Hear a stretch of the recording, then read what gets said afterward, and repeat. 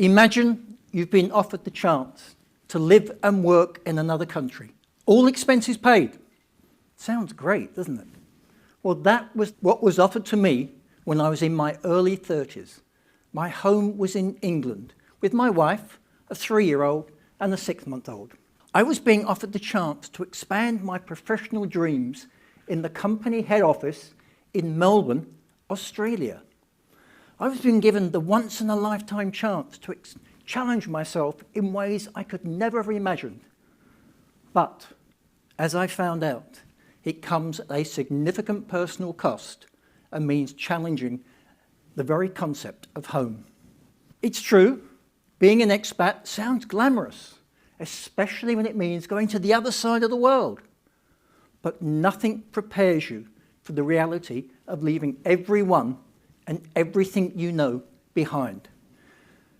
It means uprooting every ritual, every relationship, and even your sense of self. It's not just moving to another country, it's moving your entire life, your dreams, your family, into uncharted territory. But in those early days, life was full of hope, excitement, and to-do lists, sorting out visas, arranging medicals, renting out our house, selling belongings, deciding what we would pack and take with us and what to ship. Arriving in Melbourne was a bit of a shock. When we left England, it was 16 degrees below freezing and cold. When we arrived in Australia, in Melbourne, it was 105 degrees summer heat. Felt like walking into a brick wall. And I remember saying to myself, what have I done? We were driven to our fully furnished apartment, only to discover it had no air conditioning, no phone, and an open staircase not suitable for young children. Everyday tasks challenged our competence. Supermarkets closed early. Phoning home required logistical gymnastics.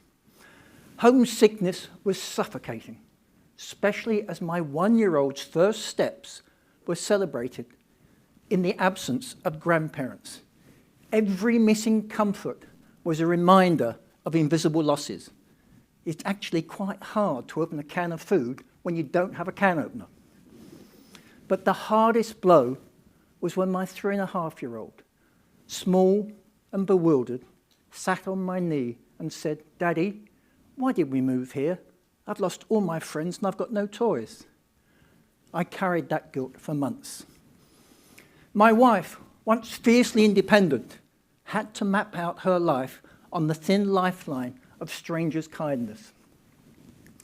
I saw how even the strongest amongst us can be reduced to vulnerability by change. At work, the language was English, yes, but not as I knew it.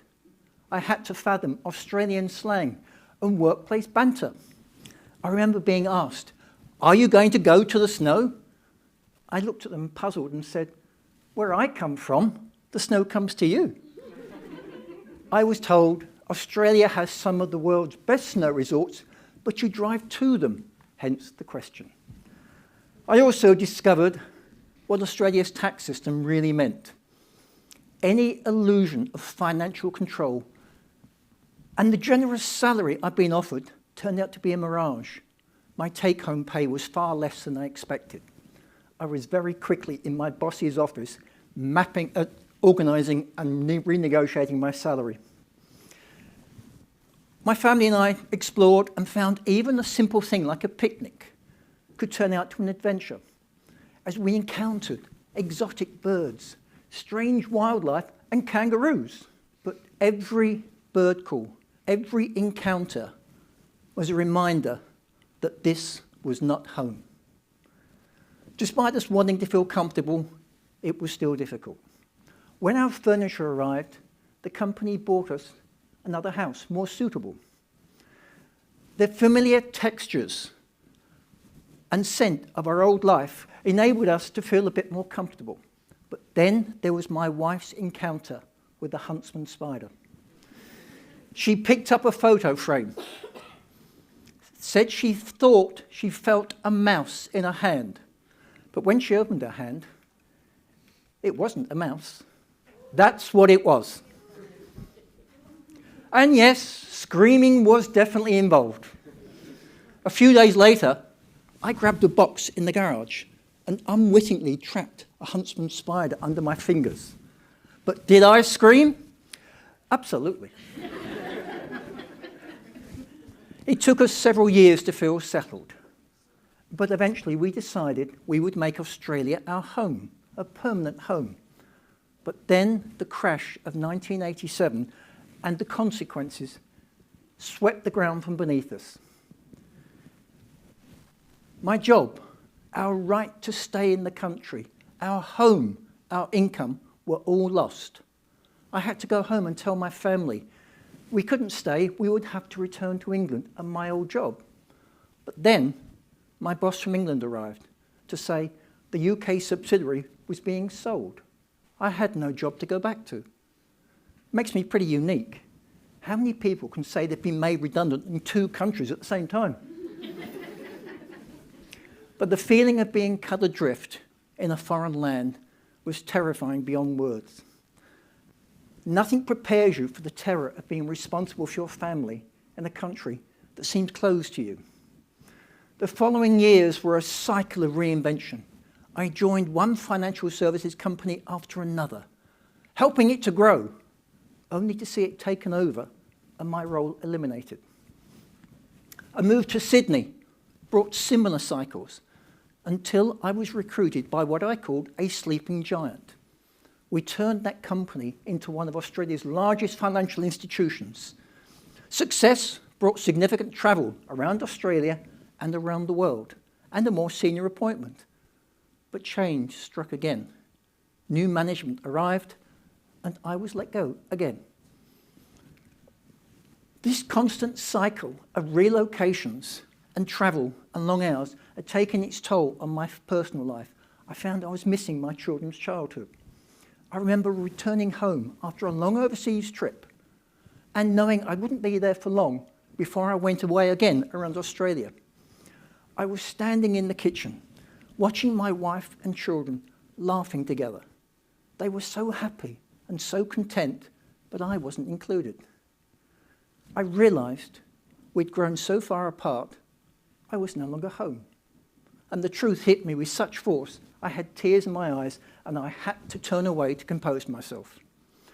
I'd been chasing success, and like many expats, those professional achievements came at a significant personal cost. My wife and I soon separated and divorced. I shortly afterwards joined academia. A couple of years later, my daughter left to move to the US, and saying goodbye was painful. Several years later, I got my doctorate, and I fulfilled a dream, and I came to the US. But that meant grieving anew, as I left a grown child behind. Proud in their independence, but saddened at leaving. Arriving in America with years of experience and a doctorate, sadly was no match for the financial crisis of 2008. It took me several years to find my footing, but I managed, and that led me to where I am today. So what lessons did I learn along the way? Well, the emotional cost of expat life accumulates over the years. Every missed celebration, every neglected ritual, every holiday apart weighs more heavily with time. Family visits are rare and precious. Returning home for a parent's last days can be heartbreaking, especially as you know you only have a limited time in a country that was once your home. You realized you become a guest in a place that once defined you. Every new country offers its own challenges, even English-speaking countries. As I discovered, just because we speak the same language, don't assume we speak the same language. I've discovered the same word can have different meanings, and the same object can have different names. These days, I can walk into a store knowing exactly what I want to buy, but I had the English, the Australian, and the American name in my head, and I don't know what to say. For example, what would you call that? Well, in Pennsylvania, it's a weed whacker. But in England, it's a strimmer. And in Australia, it's a whippersnipper. So I have all these in my head and can't work out the right thing to say. So I find myself standing like an idiot and meekly point to something and say, can I have one of those, please? You find yourself anguishing over simple things like Mother's Days and Father's Days because the past and present never quite lines up. Homesickness is part of your DNA. The arrangement of a supermarket aisle, a sudden scent, a song on the radio. They can open a longing so raw, it feels like being caught in the past and present at the same time. Reconnecting with old friends is strange because your paths have diverged.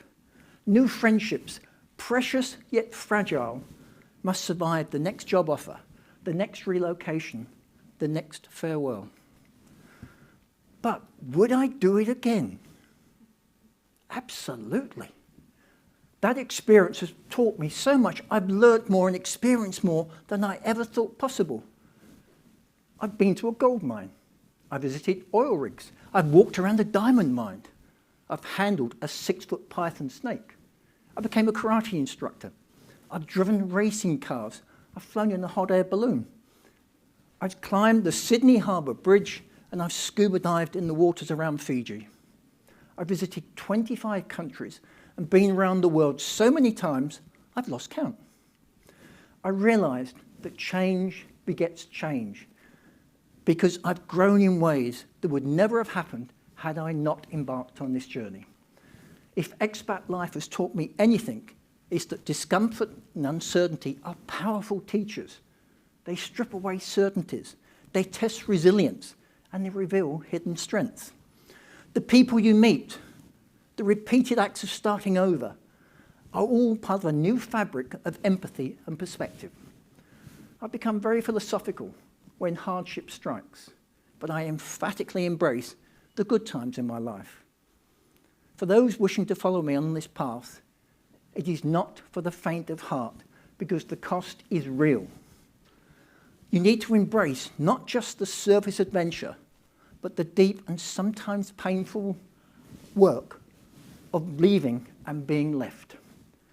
If you do that, you'll discover a version of yourself forged in the crucible of resilience and humility. You need to embrace the hard days, savour the joy, and honour the losses. Don't fear being a stranger in a strange land. Say yes to the unknown, and your life and your heart will grow in ways you could never have imagined. Becoming an Australian, and years later an American, involved more than just paperwork. Every new citizenship is a step further into the unknown. An excitement for the future, but sadness for the life and people you leave behind. I also did something I thought I'd never ever do again. I met someone special, fell in love, and remarried, and she's here today. Home becomes a concept, a bundle of values and relationships and lessons. It's not where you come from, it's how to connect with the people from wherever you land. So for those who want to follow in my footsteps, embrace the strange until it becomes familiar. You carry the idea of home within you, wherever you are. That is why, when I got married again, I said to my new wife, with you, I am home. So I want to leave you with a couple of questions. What is home to you?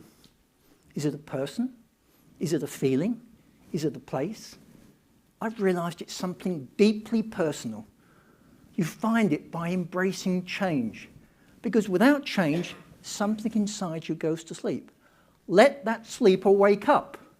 It's not about letting go of the past, it's about letting in the present, and just wherever it takes you. As the philosopher Lao Tzu said, a journey of 1,000 miles begins with a single step. So I ask you, if you were offered that chance to step into the unknown and explore the world, will you take that step? Thank you.